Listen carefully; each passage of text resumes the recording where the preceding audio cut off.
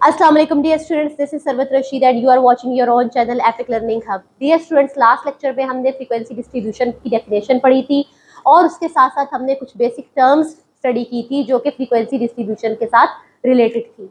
उन तमाम टर्म्स की डेफिनेशंस जो है मैंने आपसे बोला था कि वो भी बोर्ड एग्जाम्स के पॉइंट ऑफ व्यू से बहुत इंपॉर्टेंट होती हैं, तो उन डेफिनेशंस को हम स्टार्ट करते हैं। अगर आपने मेरा पिछला लेक्चर नहीं देखा तो उसको पहले देखें ताकि आपको आइडिया हो कि इस लेक्चर में हम क्या बात करने जा रहे हैं। So basic terms related to frequency distribution.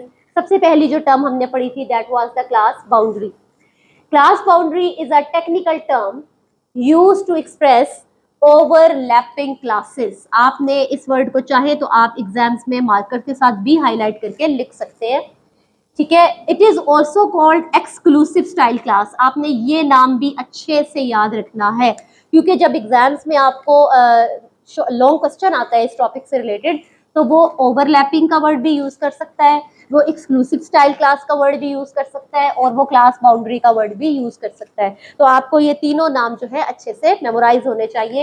अब क्लास बाउंड्री को ओवरलैपिंग क्लासेस क्यों कहा जाता है, इसकी क्लासेस को ओवरलैपिंग क्लासेस में ही एक्सप्रेस क्यों किया गया है, तो इसमें एग्जांपल आप देखें तो आप देखेंगे कि अगर एक क्लास 10 से शुरू होकर 20 पे खत्म हो रही है तो अगली क्लास एग्जैक्ट 20 से शुरू हो रही है, यानी अगर आप इस पर गौर करें तो ये नेक्स्ट 20 से हो रही है। इसी तरह अगर 30 है तो नेक्स्ट 30 से लेकर 40 तक, यानी रिपीट हो रही है, ओवरलैप हो रही है, ठीक है, रिपीट हो रही है, ओवरलैप हो रही है, इसलिए इसको ओवरलैपिंग जो है क्लासेस कहा जाता है। अब सवाल ये पैदा होता है कि इसको एक्सक्लूसिव स्टाइल क्लास क्यों कहा जाता है, कि जैसे कि आप देख रहे हैं कि आपके पास यहाँ जो क्लासेस है वो 10 से 20, देन 20 से 30 और फिर 30 से 40 है।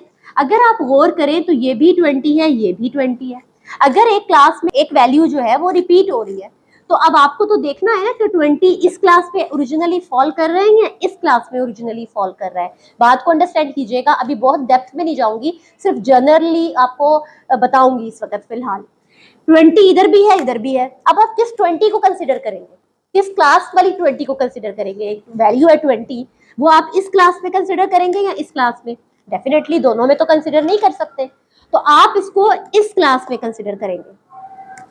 इस क्लास में इस 20 को आप कंसिडर नहीं करेंगे, यानी ये 20 इस क्लास में से एक्सक्लूड हो जाएगा, निकल जाएगा, ठीक है। ये क्लास है, ये एक क्लास है, ये दो, ये तीन क्लासेस हैं आपकी। इनको हमने बाउंड्री की ओवरलैपिंग की शक्ल में लिखा हुआ है। इसको एक्सक्लूसिव इसलिए बोलते हैं कि क्लास बाउंड्री यानी ओवरलैपिंग क्लासेस में जो अपर लिमिट होती है क्लास की वो एक्सक्लूड हो जाती है। That's why it is called exclusive style class. Class limit क्या है? Class limit is also a technical term, ठीक है। किसको एक्सप्रेस करने के लिए यूज की जाती है? नॉन ओवरलैपिंग क्लासेस को, जो रिपीट ना हो रही हो। लाइक ये देखें, 1 2 3 क्लासेस मैंने लिखी हुई हैं। इस क्लास में 19 है लेकिन उसके बाद 20 है, रेपिटिशन नहीं हो रही। 29 है, उसके बाद 30 है, रेपिटिशन नहीं हो रही, यानी अगली क्लास में आने पर जैसे यहाँ हो रहा था रेपिटिशन नहीं हो रही। अब क्या है कि इसको चूंकि रेपिटिशन नहीं हो रही इसलिए इसको नॉन ओवरलैपिंग क्लासेस बोला जाता है। Class limit is a technical term used to express non overlapping class. It is also called inclusive style class. बिल्कुल उसी तरह आपने ये तीनों नाम याद रखने हैं। इसको इंक्लूसिव स्टाइल क्लास क्यों कहा जाता है? क्योंकि बेटा देखो 10 से 19, 19 के बाद 20 से 29 कोई भी वैल्यू रिपीट नहीं हो रही। इसका मतलब है इसकी कोई भी वैल्यू जो है वो एक्सक्लूड नहीं होगी जैसे इसमें हो रही थी, यानी इसकी दोनों लिमिट्स इंक्लूड होंगी, ठीक है। ये लिमिट्स है, इनको लिमिट्स बोलते हैं, ठीक है। ये एक क्लास है और ये उसकी लिमिट्स है। इसी तरह ये एक क्लास है और ये उसकी लिमिट्स है। इसको हम लोअर लिमिट्स बोलते हैं, ठीक है, और इसको हम अपर लिमिट बोलते हैं। बिल्कुल उसी तरह इसको भी लोअर और अपर बोलते हैं। बाउंड्री में अपर लिमिट एक्सक्लूड हो जाती है, that's why it is called exclusive style class.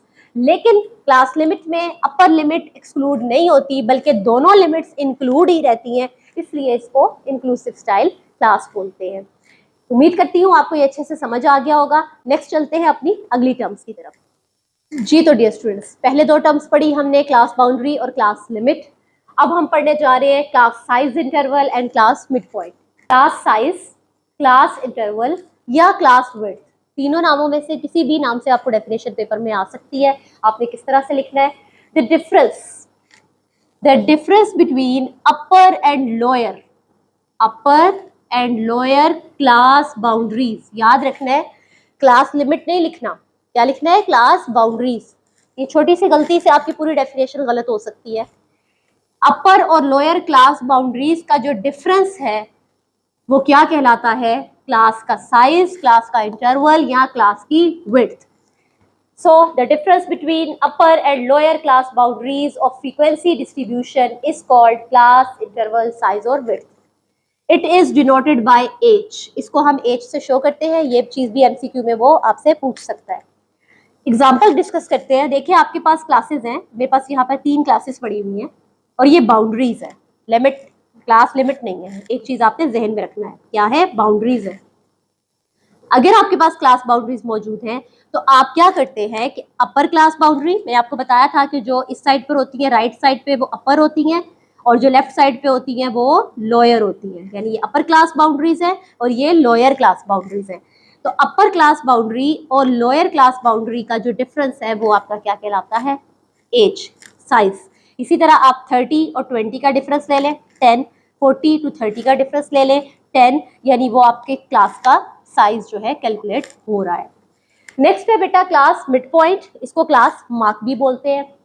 The average keyword, average निकाली जाती है। एवरेज कैसे निकालते हैं, जितनी भी वैल्यूज है उनको जमा करके, जितनी वैल्यूज को जमा किया है उसी की तादाद से डिवाइड कर दे। स्कूल लेवल से आप एवरेज निकालना सीख रहे हो।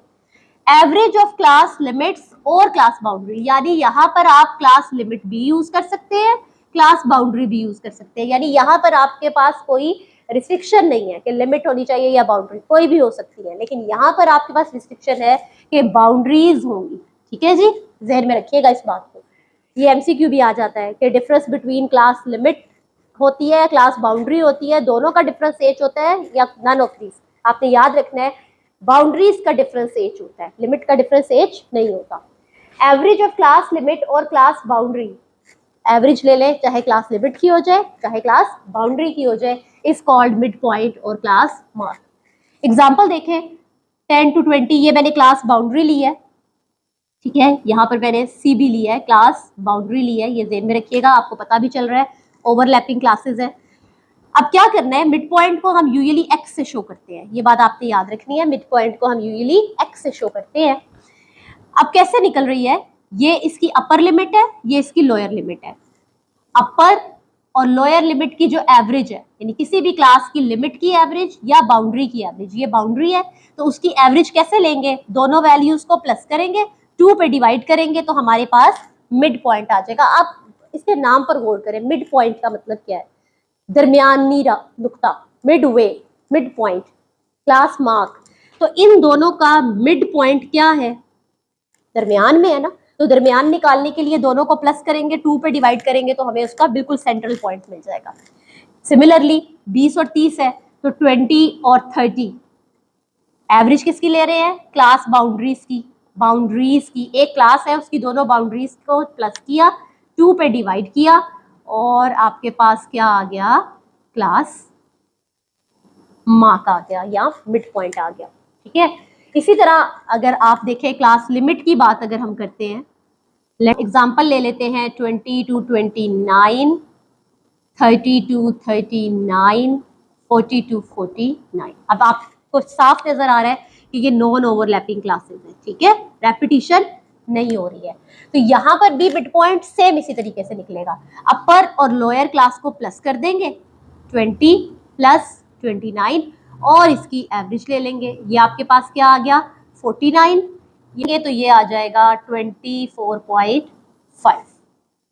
ठीक है, तो ये 20 और 29 के दरमियान का पॉइंट आ गया आपके पास। 30 और 39 को प्लस करो, 2 पे डिवाइड कर दो, 40 और 49 को प्लस करो, 2 पे डिवाइड कर दो। यहाँ पर आपको एक बहुत इंपॉर्टेंट बात बता दूं, जो पेपर में स्टूडेंट गलती करते हैं, कैलकुलेटर बहुत ज़्यादा यूज़ करते हैं आप, ठीक है, तो आप क्या करते हैं कि आप कैलकुलेटर पर, ये मैं जो बात आपको बताने जा रही हूँ students, this is very very important, और आप इस चीज़ को देखोगे, आप इसको प्रैक्टिस करके देखना, आपको ये बात समझ में आएगी कि स्टूडेंट क्या करते हैं कि जब डेफिनेटली कैलकुलेटर यूज़ कर रहे होते हैं और कैलकुलेटर पे स्टूडेंट क्या करते हैं 20 प्लस 29 डिवाइडेड बाय 2। जब स्टूडेंट कैलकुलेटर पे ऐसे कैलकुलेशन करता है तो क्या होता है कि उसका आंसर ठीक नहीं आता। क्यों? क्योंकि जब आप कैलकुलेटर से डायरेक्ट इस ऑपरेशन को प्लस और डिवीजन के ऑपरेशन को लेकर चलते हैं तो मोस्ट ऑफ द टाइम वो आपको रॉन्ग आंसर देता है। इसलिए आपने हमेशा याद रखना है कि आपने कैलकुलेटर पर कैसे काम करना है, 20 प्लस 29 करना है, उसके बाद आपने इक्वल का बटन प्रेस करके अपना आंसर ले लेना है। ठीक है, जब आंसर आ जाएगा जो कि डेफिनेटली 49 होगा, ठीक है, फिर आपने अगेन उसको 2 से डिवाइड करना है और इक्वल्स टू का बटन प्रेस करना है। This is the wrong way to calculate the mid point with the help of calculator. Stats के स्टूडेंट्स है कैलकुलेटर बहुत ज़्यादा यूज़ करते हैं, तो आपने इस बात का ख्याल रखना है कि आपने जब भी कैलकुलेटर से मिड पॉइंट निकालना है तो आपने इसको फॉलो नहीं करना, बल्कि इस स्ट्रेटेजी को फॉलो करके अपना काम करना है।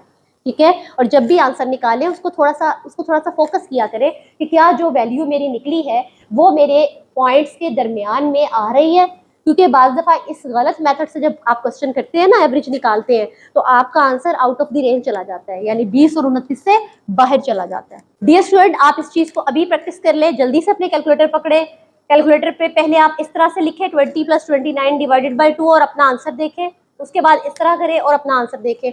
आपको प्रॉपरली क्लियर हो जाएगा कि मैं ये बात क्यों कह रही हूँ। This is very important point, kindly remember this. Okay dear student, अब हमारी रह गई है क्लास फ्रीक्वेंसी, तो अब हम उसकी डेफिनेशन की बात करते हैं। क्लास फ्रीक्वेंसी की डेफिनेशन हमारी लास्ट डेफिनेशन है। पहली 4 डेफिनेशन बहुत इंपॉर्टेंट है, ये भी आ सकती है एग्जाम में, लेकिन कोई बहुत ज़्यादा इंपॉर्टेंट डेफिनेशन नहीं है, लेकिन आप फिर भी इसको अच्छे से याद जरूर कीजिएगा। क्लास फ्रीक्वेंसी सिंपल सी बात है, जब मैं आपको फ्रीक्वेंसी डिस्ट्रीब्यूशन की डेफिनेशन करा रही थी तब भी मैंने आपको थोड़ा सा इसके बारे में बताया था। इसमें बेटा ये है कि क्लास फ्रीक्वेंसी क्या है कि frequency available against each class, हर क्लास के अगेंस्ट सामने जो उसकी कॉरेस्पॉन्डिंग फ्रीक्वेंसी होती है किसी भी फ्रीक्वेंसी डिस्ट्रीब्यूशन में, वो क्लास फ्रीक्वेंसी कहलाती है। सिंपली अगर मैं आपसे कहती हूँ कि आपके पास एक क्लास है, फर्ज करें आपके पास एक क्लास है लाइक 1 2 3 4 5 एंड 2 4 3 5 1। अब ये क्या है, ये इसकी फ्रीक्वेंसी है और ये क्लास है। अब वो क्या कह रहा है कि frequency available against each class, ये 5 क्लासेस हैं आपके पास, हर क्लास के अगेंस्ट जो फ्रीक्वेंसी है वो क्या कह रही है, उस क्लास की क्लास फ्रीक्वेंसी। यानी अगर ये मैं क्लास 2 की बात करूं तो इसकी क्लास फ्रीक्वेंसी कितनी है, 4 है। अगर मैं इस क्लास की बात करूं तो इसकी क्लास फ्रीक्वेंसी कितनी है, 5 है। यानी ये इसकी क्लास फ्रीक्वेंसी है और ये इस क्लास की क्लास फ्रीक्वेंसी है। सिंपल सी बात है, इसमें कोई ऐसी मुश्किल चीज़ नहीं है। वेल डियर स्टूडेंट्स, ये थी कुछ basic terms related to frequency distribution.